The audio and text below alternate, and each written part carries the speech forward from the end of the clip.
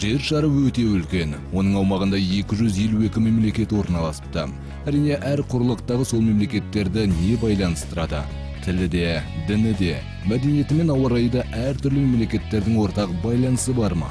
Шындығында оларды жүздеген, мыңдаған шақырымдық аралықтар шексіз мұхит айдыны мен биік таулар бөліп жатыр. Бірақ бәрінің де Қазақстанға деген махаббаты бірдей. Экономикалық және мәдени байланыс, саяси қарым-қатынас пен берік ынтымақтастық айқын сезіледі. Белдестірмек елшіден демекші назарларыңызға қонақжай Қазақстан жерінде орын тепкен екі елшілік жайлы ұсынбақпыз.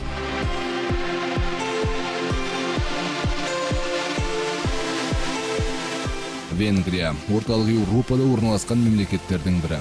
Ал Палестина ең ірі өзен Йордан жағалауында орын тепкен.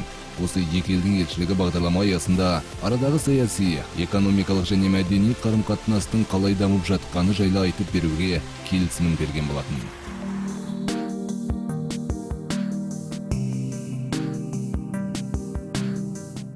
Қазақстанның тәуелсіздігіне 25 жыл толып отыр. Венгрия мемлекетімен арадағы байланысқа да дәл осындай уақыт болыпты.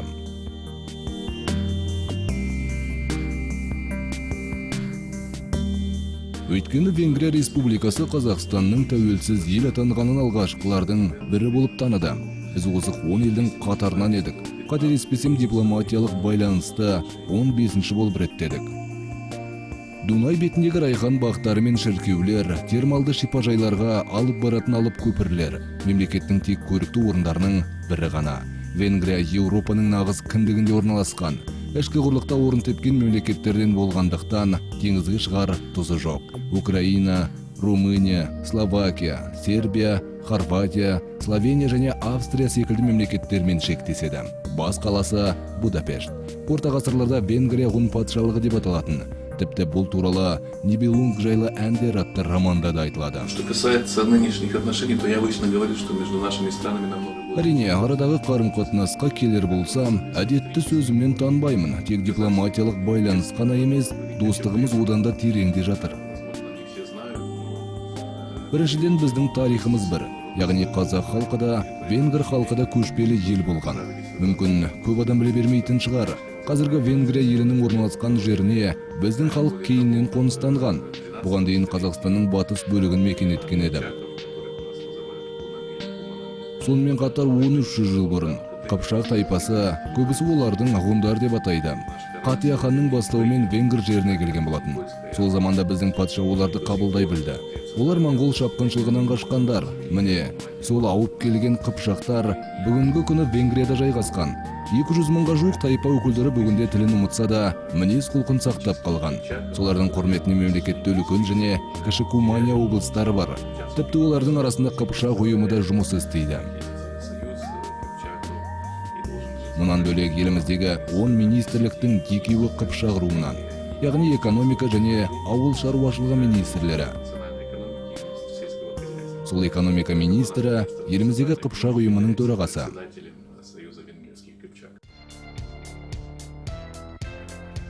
Қазан айының орта шенінде Астана қаласына Венгрия экономика министрі Варга бастаған 80-ге жуық делегация мүшелер келген болатын. Олардың ішінде мемлекеттік мекеме басшылары мен жеке кәсіпкерлер де бар. Осылайша 17 қазан күні 150 адамның басын қосқан кең көлемді бизнес форум ұйымдастырылды. Отрадно, что казахстанско-венгерский бизнес-форум стал. Қазақстан мен Венгрия арасындағы делегаттармен өткізілген бизнес-форумның еліміздегі кәсіпкерлікті нығайтуға үлкен септігін тигізетіні қуантады. Өткен жылы дәл осындай бағытта 2 мәрте форум ұйымдастырылған еді. Яғни сәуір айында Астана қаласына Венгрия премьер-министрі келіп қатысса, қыркүйек айында Будапешт қаласында өткізілді. Енді осы жолы Венгриядан келген ресми өкілдер кәсіпкерлерді барынша күтіп алуға тырысамыз. Венгрия экономикасы қарқынды дамып келе жатқан мемлекеттер қатарынан. Мемлекет ішінде жеңілдетілген салық жүйесі енгізілген, бюрократизация деңгейі төмендетілді. 1998 жылы ішкі жүйе толық нығайғаннан кейін шетелдік инвесторларға тікелей жол ашылды. Естественно, крупнейшим инвестором Венгрии в экономику Казахстана является наша нефтяная компания. Соответственно, на протяжении прошедших лет казахстанская экономика же тоже. Негізінен Қазақстанға Венгрия тарапынан тартылған инвестиция мұнай саласына бағытталды. Бүгінде осы бағытта ірі компания жұмыс істеуде. Екінші бағыт фармацевтика саласы. Қазақстандық темір жол компаниясы венгриялық өкілдермен келісімге отырып, алыс елдерге халықаралық тасымал жасау жайын қолға алды. Сонымен қатар фармацевтика өнімін жандандыру жүйелі жолға қойылды. Қарағандыдағы зауыттарға да Венгрия тарапынан қатысушылар бар. Олар Еуропа нарығына өнім шығарумен айналыспақ.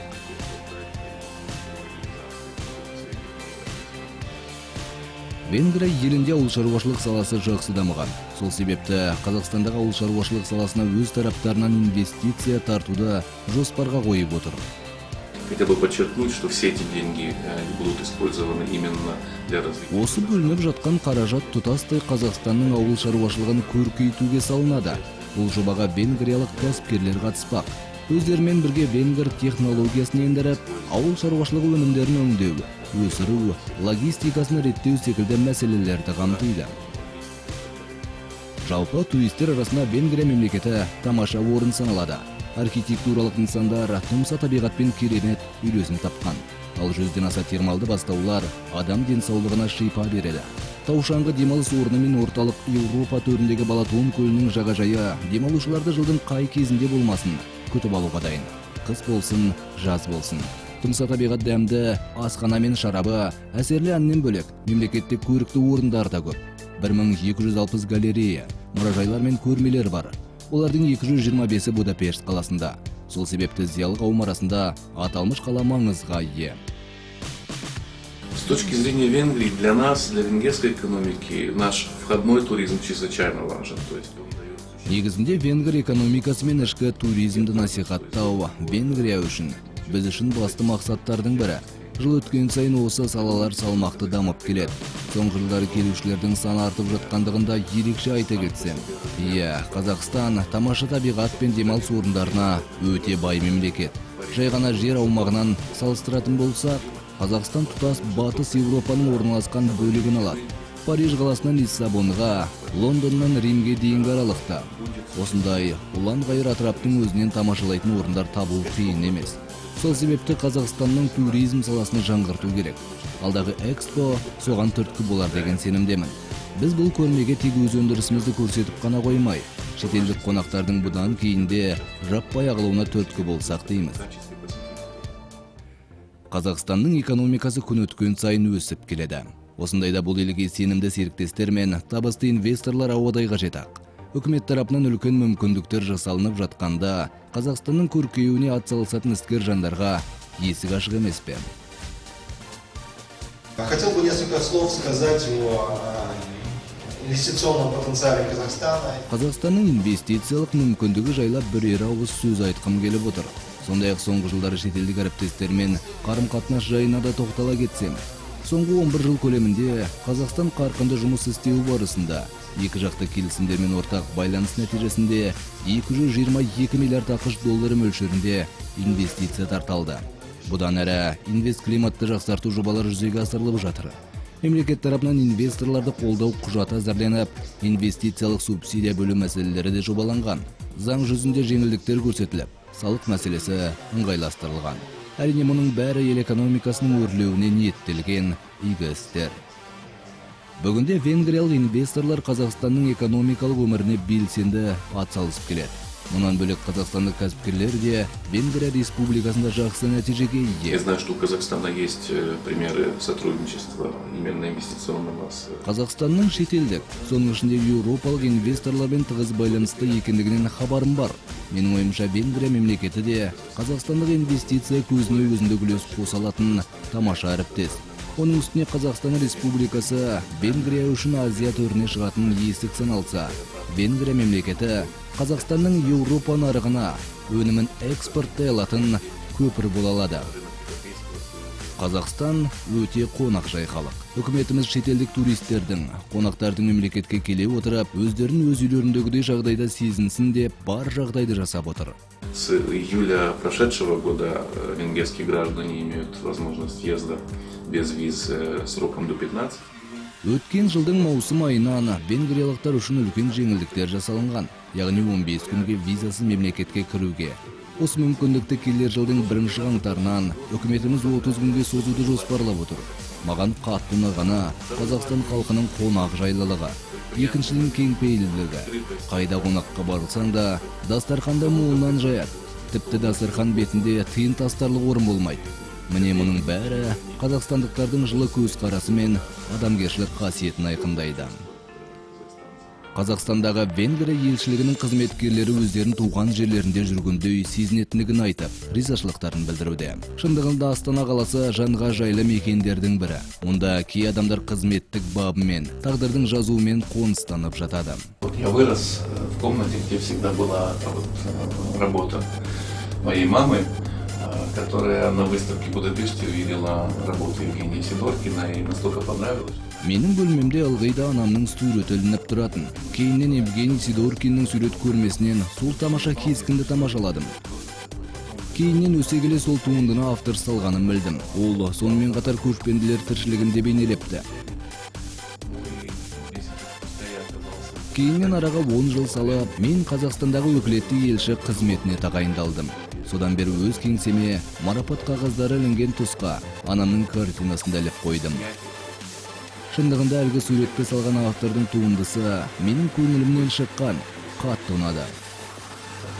Поэтому я разместил эти 2 картины, фотографию с церемонии вручения великой награды президента и работу своей мамы.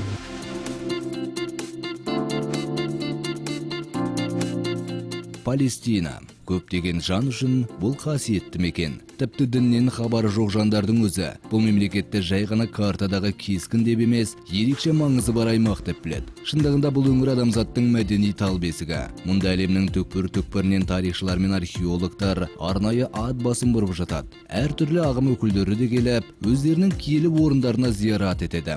Әскери қақтығыстардың жиі орын алатынына қарамастан, жыл сайын жаңа әсерге бөлену үшін туристер келуін тоқтатқан емес. Ең алдымен біздің елшілікке келгендеріңіз үшін, Палестина мемлекетінің ішкі тынысына қызығушылық білдіргендеріңіз үшін алғыс айтқым келіп тұр. Осыдан 1 жыл бұрын Қазақстан Республикасының президенті, аса мәртебелі елбасы Нұрсұлтан Назарбаев маған Палестина елінің төтенше және өкілетті елшілік қызмет атқарғанымды елеп, құрмет грамотасын табыстаған еді. Бүгінде Қазақстан мен Палестина мемлекеттері арасында достық қарым-қатынас нығайып келеді. Біздің бұрынғы президентіміз Ясир Арафат ең алғашқылардың бірі болып Алматыға Нұрсұлтан Әбішұлын тәуелсіз ел атанғанымен құттықтап келуі мен үшін үлкен мәртебе. Палестина мемлекетінің таяу шығыс елдерінде алғашқылардың бірі болып, тәуелсіз ел атануын көптеген деректерден байқауға болады. Бірақ бұл мәселе бүгінгі күнге дейін даулы болып келгені рас.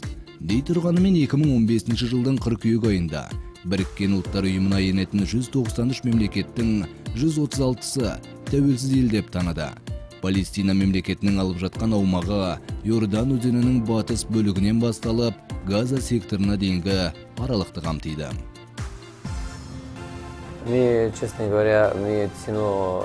Біз президент Нұрсұлтан Назарбаевтың Палестина проблемаларына деген көзқарасын, сыртқы саясатын қолдаушыларданбыз. Өйткені Қазақстан Республикасы әрдайым әділдіктің жағында. Ұстанған ұстанымы да бейбітшілік пен тұрақтылық. Біріккен ұлттар ұйымының бас ассамблеясындағы Араб-Израиль арасындағы түсініспеушілікке байланысты да пікірі, қауіпсіздік пен бейбітшілік болғанын бәріміз білеміз.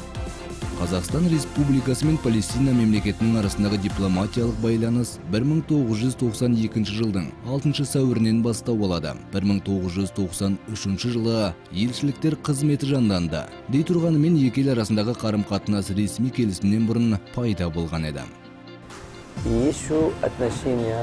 Қазақстанмен арадағы байланыс бұл мемлекеттің сонау КСР кезеңінің құрамында болған жылдардан басталады. Сол кезеңнен бастап Палестина мемлекетінің көптеген студент жастары Қазақстанның әр қаласында білімдерін жетілдірді. Бүгінде сол байланыс үзілген жоқ, керісінше жанданып келеді. Қазақстан экономикасының инвесторлары ауадай қажет. Біз осы бағытта өз тарапымыздан жеке секторларды тартып, инвестиция салуға жағдай жасап отырмыз. Палестиналық инвесторлардың жақсы игерген салаларының бірі бұл құрылыс жұмыстары. Біздің елімізде CCC деп аталатын ірі компания бар. Оның штаб пәтері Греция мемлекетінде орналасқан. Әлем бойынша 150 мыңға жуық қызметкері қарқынды жұмыс істеу үстінде. CCC компаниясы Қазақстан нарығында 1998 жылдан бері бар. Сол жылдардан бері мұнай газ, құрылыс саласына миллиардтаған доллар сомасында инвестиция тартты. Мысалға, қазір Абу-Даби Плаза атты үлкен жоба жүйеленуде. Ол араб компанияларының бірлесуімен жасалынғандықтан шамамен 1,2 миллион долларды құрап отыр. Компания басшылары Астана қаласы әкімімен, инвестиция министрімен кездесу өткізді. Сәтті кездесу болғандықтан бір қатар келісімдерге қол қойылды. Біраз жоба мақұлданды. Оның ішінде туризм, құрылыс, мұнай және газ саласына бағытталған жобаларда жетерлік. Шын мәнісінде Қазақстан Палестина кәсіпкерлері үшін үлкен мүмкіндіктер мекені. Экономиканың қарқынды көтерілуі, ел ішіндегі тұрақтылық пен мемлекеттің қолдауы, инвесторлардың жобалары мен кәсіпкерлердің кәсібін дөңгелетуіне керемет жағдай жасап отыр. Казахстан развивается действительно. Қазақстан дамып келеді. Құрылыс саласы болсын, басқа да салалары болсын. Бұл әрине бүгінгі заманда ең маңызды мәселе. Сол себепті жыл сайын арадағы қарым-қатынасымыздың нығайып, артып келе жатқандығына қуанамын. Палестиналықтар сонымен қатар Қазақстанның мәдениеті мен дәстүріне де қызығушылықпен қарайды. Оның үстіне біздің еліміз мәдени байланысқа үлкен мүмкіндіктер жасаған. Палестина мемлекетінің тәуелсіздік мерекесіне байланысты Палестина елшілігі ашық есік күндерін өткізбек. Сол мерекелік іс-шарада Палестинаның белгілі суретшісі туындылар қойылмақ. Ерекшелігі сол әлгі бейнелеу маманы бүгінде Украина мемлекетіндегі елші қызметін атқаратындығы. Мен оны Қазақстанға арнайы шақырдым. Оның туындыларынан жинақталған көрме Риксис қонақ үйінде ғана емес, Қазақ ұлттық университеті және Еуразия университеттерінде де көрсетілмек. Екі мемлекет арасындағы достық қарым-қатынасты жай ғана нығайтып қоймай, кейінгі буынды бейбіт өмірде ғұмыр кешуге үйрету қажет. Міне, осы бағытта палестиналық серіктестіктер бірқатар жобаларды әзірлеп шыққан болатын. В этом году мы пригласили около 10 студентов молодежи. Осы жылы өз қаражатымызға 18 бен 30 жас аралығындағы жастарды Палестина мемлекетін аралап қайтуға саяхаттарға шақырдық. Бұл игі бастаманы Палестина мемлекетінің жастар ісі және спорт министрі ұсынған болатын. Сапар аясында қазақстандық жастар өлі теңіз бен мемлекетіміздегі құнды жәдігерлерді, қызықты орындарды тамашалай алады. Палестина мемлекеті арадағы экономикалық байланыстың артқандығын бағалап қана қоймай, Қазақстанның әлемдік саяси аренадағы беделінің көтерілуіне де қуанып отырады. Қазақстан ислам мемлекеттері арасында Азия елдері ішінде маңызды рөлге ие. Әлемдік қауіпсіздікті нығайтуға жақсы жобалар ұсынылуда. Мысалға Нұрсұлтан Назарбаев кезекті жиын барысында ядролық қарудан азат болу баяндамасын ұсынған болатын. Біз де өз тарапымыздан бұл ұсынысты қолдаймыз. Оның үстіне келер жылы Қазақстан Біріккен Ұлттар ұйымы қауіпсіздік кеңесіне мүшелік қызмет атқарғанда Палестина үлкен көмектер күтетіні сөзсіз. Біздің елдерімізде кез келген мәселелерге тұшымды жауап ала аласыз. Бұл әрине өткен замандардан қалыптасқан достық лебіз емес. Екі мемлекеттің ортақ дүниесі ұқсас жақтарының көптігінде. Қазақ халқы мейірбан, кең пейілді. Мен мұнда өзімді басқа әлемнің адамындай сезінбедім. Керісінше бірден үйренісіп кеттім. Құдды бір өз туған жерінде жұмыс істеп жатқандай. Өткенде Алматы қаласына бардым. Ол қаладан аралас жанұяларды көріп таң қалдым.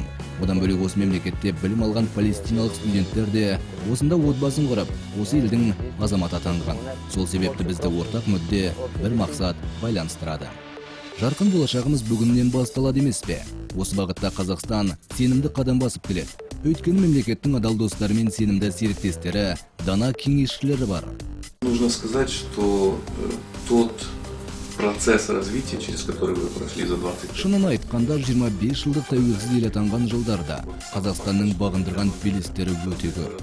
Бір ғана мысал экономикасының ілгерілеуі. Мұндай бір ғасырдың деңгейін 20 жылда еңсеру үлкен күшті талап ететіні сөзсіз. Осы орайда біз де Венгрияда Қазақстанның ерік-жігерін құрметтейміз. Әрі сол жолдардағы табандылықтан тәжірибемізді толықтырамыз. Мен өз тарапынан тек қана жақсылық тілеймін. Мемлекет өркендей берсін. Бас қаламыз Астана бұдан әрі көркейе түссін. Алматыда, Бурабайда ең тамаша орындарға айналсын. Әрдайым биіктердің көрінуіне тілектеспін. Қазақстан үлкен мүмкіндіктер ордасы. озық идеялар мен тамаша жобалардың жүзеге асуына жол ашатын мемлекет. Әрине Палестина мен Венгрия мемлекеті екі бөлек әлем. Дей тұрғанымен оларды ортақ мүддеге біріктіретін Қазақстанның экономикалық өсімі, инвестициялық мүмкіндіктері. Сол себепті біз кез келген жеке секторға қаржылық табыс көзін құруға жол ашамыз, қол ұшын созамыз. Өйткені Қазақстан Республикасы ғажайып және ұлы мемлекет.